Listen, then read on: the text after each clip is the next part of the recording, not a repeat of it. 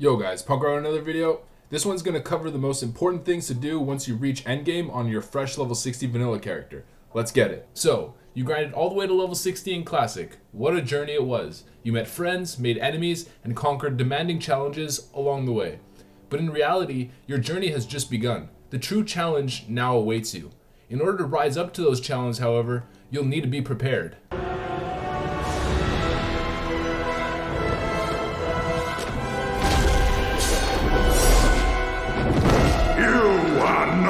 Prepare! The question is, how to prepare? Well, look no further. This guide is going to show you exactly what you need to do in order to effectively get Molten Core ready on a fresh character at level 60. Alright, so before we get into anything related to getting raid ready gear, let's cover some of the basics. If you intend on being in a serious raid group, you're going to need to stand out from the other potential applicants applying to the same guild as you. The best way to do this is do all the little things, and most of this comes from professions. Firstly, you're going to want to get gathering profession, or at least a gathering profession. Herbalism would probably be the most straightforward one because you can just herb and that'll give you all the materials that you need for raid consumables going forward. However, mining is pretty good, especially in the early days because of how much money it generates from thorium being quite expensive in the early days. But if you're looking to be self-sufficient in your raid preparation, I wouldn't suggest mining over herbalism. With that said, you can still go mining and use the money that you generate to purchase your consumables or purchase the herbs to get your consumables crafted by a guildmate. Alongside your gathering profession, you're going to want to have a crafting profession, something like blacksmithing, leatherworking, enchanting, or alchemy. I'm purposely omitting tailoring because I don't think tailoring in the very early version of the game, which is what we're going to be getting with WoW Classic, gives you that many useful patterns to create. The most useful raid prep pattern is probably Bloodvine set, and that only comes or becomes available during the Zul'Gurub release. Alright, so first we got blacksmithing. It's super useful on a warrior and in a lot of ways necessary sometimes. So you might want to actually take mining and go blacksmithing on a warrior, especially if you're going to be a tank. Molten Core, you're going to need a full set of fire resistance gear. And in order to craft this, you're going to need to mine and smelt dark iron ore, which is obtainable in BRD and other spots like Molten Core as well. And you're going to want to also gain reputation with Thorium Brotherhood in order to unlock the recipes for Dark Iron Plate Gear, which is the fire resistance set. Leatherworking, on the other hand, is extremely useful for rogues, hunters, and fury warriors. Directly at the launch of vanilla, there's going to be a set called the Devil Sword set, which is a 2-piece set with a nice set bonus. And this is absolute pre-raid BIS. It's better than a lot of the stuff that you're going to be getting even tier 2 level. So you can craft this with Devil Sword leather, which drops off the elite dinosaurs in Ungoro Crater. And generally, the dinosaurs in Ungoro are extremely hard to come by, mainly because there's something referred to as the Devil Sword Mafia. So the Devil Sword Mafia refers to competing Horde and Alliance members that group up together and battle to the death in Ungoro to gain access to these dinosaurs at their specific spawn locations in order to secure the leather. Participating in this stuff can actually be quite fun. I mean, it doesn't really feel like regular mindless farming. It feels more like a battleground. With the announcement of layering being implemented for the first month or so, you could potentially take advantage of a great opportunity here.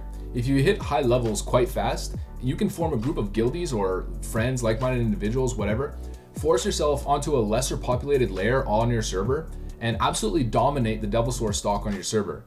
This leather always sells like hotcakes, considering how good the Devil Sword set actually is. As for engineering is an all-around PvE, PvP utility profession. So if you look at my video where I did some commentary over a BWL speedrun, you'll notice that engineering has a bunch of little unique on-use gadgets that are extremely useful in speedrunning scenarios. So if you're looking to get into a strong guild that has plans for speedrunning in the future, having maxed out engineering gives a great incentive for them to invite you and shows that you're dedicated to pushing for fast clears.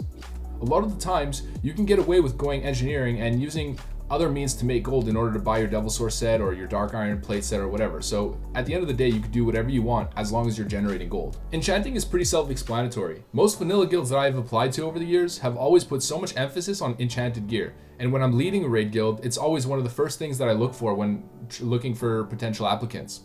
Most hardcore guilds want to see almost all of your items, or preferably all of your items, fully enchanted in order to give you a raid spot. This is a more difficult thing in the early days of a vanilla launch. There's more leniency on it because not many people have maxed out enchanting, and a lot of people are missing certain recipes because you need to grind rep or have them drop in a raid. But if you have the ability to enchant most of your items with even like a tier 2 enchant, it'll go an extremely long way in terms of securing yourself a raid spot. Enchanting can also be extremely lucrative. There's many rare recipes and grinded recipes like Crusader, which is a world drop, 15 agility to a one-hander and 25 agility to a two-hander, which is from Timbermaw rep, and raid drop enchants, which will get you rolling in the right direction for gold if you're able to attain them. And also it'll allow you to be self-sustaining when it comes to enchanting your own gear. At the end of the day though, keep in mind that leveling up enchanting is probably the hardest out of all of the crafting professions to actually level up, so it takes a whole lot of dedication. So if you don't end up choosing enchanting, make sure you're farming a good amount of gold in order to keep your gear enchanted, and make sure you're also collecting all the level 50 plus green items and blue items, the BOE ones of course, so you can send them to a guildmate or a friend who's an enchanter and have them disenchant him and give you the mats. Alchemy is straightforward. I won't get into all the small potion recipes, but what I want to put emphasis on are flasks. Flask and vanilla are not trained by the alchemy trainer. In fact, they're rare recipes that drop at a low percentage by certain bosses in late game dungeons. Flask of the Titans drops off General Dracasath in UBRS. Flask of Supreme Power drops off Rast Frostwhisper in Scholomance. And Flask of Distilled Wisdom drops off Balnazar, the final boss in Strathholm Liveside. The drop rate is around 3 to 4% per flask, so you're going to be consistently farming these dungeons like non-stop, hopefully with your guildmates to get access to the recipes early. 100% the biggest priority as an alchemist at level 60.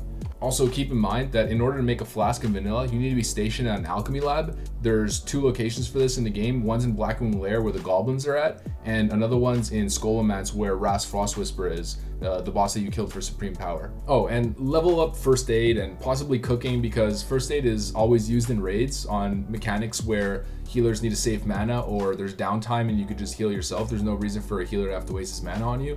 And obviously food buffs for tryhards. Like, these are just little things that accumulate and you can mention within your application to a guild, which will help you get invited. All right, so let's get off the profession train for a little bit here. I mean, to be honest, professions aren't the most exciting topic. I know what you're thinking. Dungeons. Let's talk dungeons. So we got Blackrock Depths, UBRS, LBRS, Strathholm, Scholomance, Maradon. Okay, I get it, but slow down just a second. Before we talk about dungeons, let's talk about pre-raid BIS. Pre-raid BIS is pretty self-explanatory. It's the best in slot gear that you can get before stepping foot into a raid. Getting a pre-raid BIS set that's fully enchanted is, along with everything else that I mentioned, the most surefire way to guarantee yourself a raid spot in at least a guild. I mentioned this in the first video that I ever made for YouTube, but if you Google Nostalrius pre-raid BIS set, you'll see this Google Sheet spreadsheet on the Reddit post right over here that covers all of the top items per item slot for each class. A good amount of these items probably won't actually be available during the first itemization patch, since Blizzard announced that they'll be doing progressive itemization slowly throughout the content patches. But even if that's the case, this list not only has the top item per slot, but a bunch of others ranked under it. So just go 1, 2, or 3 items lower in the list and find the next best alternative. Doing this will be super important so you can prioritize which dungeons to focus on in order to fill up your gear slots effectively rather than just blindly doing any dungeon. Now, based on the title of the video and my introductory sentence, you probably feel like you're going to need to hit level 60 in order to even get started. The first point that I want to make here actually is this. Endgame doesn't necessarily start at level 60. Once you reach level 55 plus, and sometimes even a bit lower in certain cases, you aren't strictly regimented to purely leveling to level 60 before you can start your journey to becoming raid ready. If we look at the pre-raid BIS set, let's say for the ring slot for example, you'll see that a very comparable ring within this list is named the Blackstone Ring. The Blackstone Ring drops off Princess in Maradon. Maradon can be cleared at level 49 theoretically, so you can dedicate some of your gameplay time outside of leveling to the pre-BIS grind, anywhere from level 50 to 60. This becomes especially true past level 55 because then you unlock most of the dungeons in endgame. For example, you can start grinding BRD for whatever item you want on the list, such as Iron Foe or Hand of Justice, which are BIS melee items to late BWL and will probably take a ton of runs. So starting that early will help you get the head start, or even hitting level 60 and already having those is insanely valuable. I'm probably going to make a video where I go into a lot of these items more into like a deep dive style, so I won't go into too much detail about them, but yeah, anyways, we'll keep that for another one. Alongside the dungeon grind, you're also going to want to focus on specific dungeon quests. There aren't that many of them. I think some of them may not even come with the first patch that we get. specifically like the quest line that leads to the quest In Dreams. You can correct me if I'm wrong. I don't know what Blizzard's stance on this, but technically this quest line was added in patch 1.7, so I'm not sure if it's going to be available during the Molten Core content patch release. But if it is available, it gives a really nice tank chest piece and a melee DPS necklace. I think it's called Mark of Fordring. So again, if you can do it, then it's an absolute must. But aside from that, there's also a couple other quests that give some really nice items, so let's go over some of those. So alongside that, you're also going to want to do your Onyxia and Molten Core attunement quests while in the high level 50 range, and those quests are going to take you both through Blackrock Depths. Attunement to the Core, which is the quest for Molten Core, asks you to clear all the way to the Molten Core portal within BRD. You can also do this cheesy route through the magma to just get there without having to clear the whole instance. You collect the stone and then take it back and you're attuned. So the Onyxia attunement quest is different for Horde and Alliance. I'm not going to go into too much detail and like start getting into what it is on both sides. I'll just tell you really quickly, the Alliance one is in BRD. You help Marshal Windsor escape from prison, and you also have to do a bunch of pre-quests and later quests after that. And an interesting thing actually is that there's a pre-BIS belt for Fury Warriors that you get along that Onyxia Chain quest, so that's super useful as well, and it kind of ties in. You're getting attunement, you're getting a pre-BIS item, and you're doing a dungeon while doing it, so knock 3 birds with 1 stone, right? The most important quest out of the Onyxia's Lair attunement quest line is for the Horde on the Horde side, which asks you to go slay Warchief Rend, and there's General Dracasath's Demise on Alliance side, which asks you to go kill General Dracasath. Both of them are in UBRS. This quest gives you a choice of 3 trinkets. So we have Blackhand's Breath, Eye of the Beast, and Mark of Tyranny. These trinkets are absolutely viable all the way up till Nax, and I mean, should be probably one of your first priorities, the crit one and the melee crit and the spell crit specifically. I mean, obviously if you could get Drakefang Talisman, then it's better, but this specific trinket, you're gonna see almost everyone has this till Nax. So big prio to do that quest line pretty much immediately, as fast as you can. Really quick, an item that most of mages and warlocks will be gunning for during pre-raid BIS grind is Briarwood Read. This is a trinket with 29 spell power that drops from Jed in UBRS. This boss in UBRS is actually a rare spawn, so you're gonna have to do it a bunch of times, a bunch of UBRS runs to actually get it, especially considering that you're probably gonna be in the 10-man dungeon, because UBRS is a 10-man dungeon with a bunch of different casters or a couple different casters, and it might take you upwards of potentially 30 runs to get this item, to be completely honest.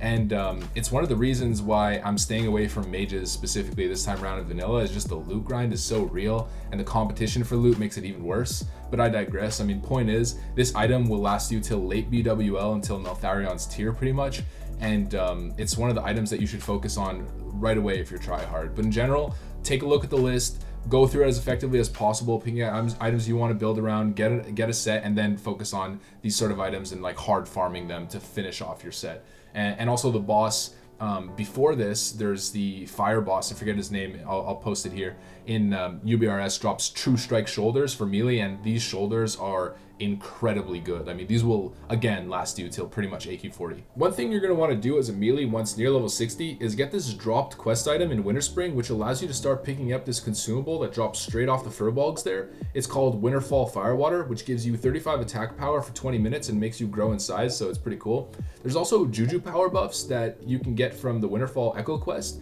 but that isn't available till patch 1.11, so I doubt that that's going to be available in the first phase of WoW Classic. But in general, there's melee consumables available in Winterspring, so just be aware of that going forward. Alright, so let's summarize everything really quick. First part I covered was professions, becoming self-sufficient with your consumables and generating enough income to get all your stuff enchanted, purchase all of the extra consumables that you're not able to craft by yourself, purchase crafted or BOE pre-raid items, and a little addition to that is generating enough income to eventually purchase your 100% movement speed ground mount or epic mount. Secondly, focusing on your pre-raid BIS items and doing all the requisite dungeons, which as stated can theoretically start before level 60 if you see groups going to a dungeon that you may need and might want to tag along with. In relation to that, doing all the associated quests alongside those dungeons, which yield pre-raid BIS items, and in conjunction doing your attunement quests so you're raid ready when called upon. Being level 60 with a full pre-raid BIS set, fully enchanted, 2 maxed out professions, a steady supply of consumables including first aid and food buffs, is the magic recipe to successfully getting into a guild. You can have 10 gladiator titles, have the best reaction time, you're literally faker, you know, the most nimble little fingers on earth, but that means nothing to most PvE raid leaders in comparison to showing dedication on maxing out your gear and statting through enchants and consumables, blah, blah, blah, you name it. People want to raid with someone who shows effort, trust me. And if you follow this model that I've laid out for you, it will be clearly apparent that you know what you're doing and that you're putting in that extra effort to get raid ready, which is exactly what guild recruitment officers are looking for. I probably could have gone into more detail on specific items and whatnot, maybe covered some more things, but I want to keep it relatively short, and I don't want to underestimate your ability to sort of sort out what I'm telling you and do the research and figure out where things stand. You guys are smart enough, and I think, you know, if you take a look at all of the resources that I've given you, you'll understand the pattern of itemization and why certain things are more sought after than others. Now, with that said, make sure to like, comment, subscribe. That stuff goes a really long way with the algorithm. It helps my channel grow. So if you guys want to support my content and you want more content like this, that's pretty much the best way to do it. Hope you guys enjoyed the video. As always, I'll see you guys on the next one. Have a good one. Peace. A winner. Pay the front line, take the don'ts. He's coming out again for a new point. Get your bets down, ladies and gentlemen. 4-4's the point, mark 4. Ace, deuce, scrap, wants 4. Ace, deuce, scrap, wants 4. Ace, deuce, scrap, wants 4. Ace, deuce, scrap, wants 4. Ace, deuce, ace, deuce, scrap, wants 4. Scrap, wants 4. Who wants the heart?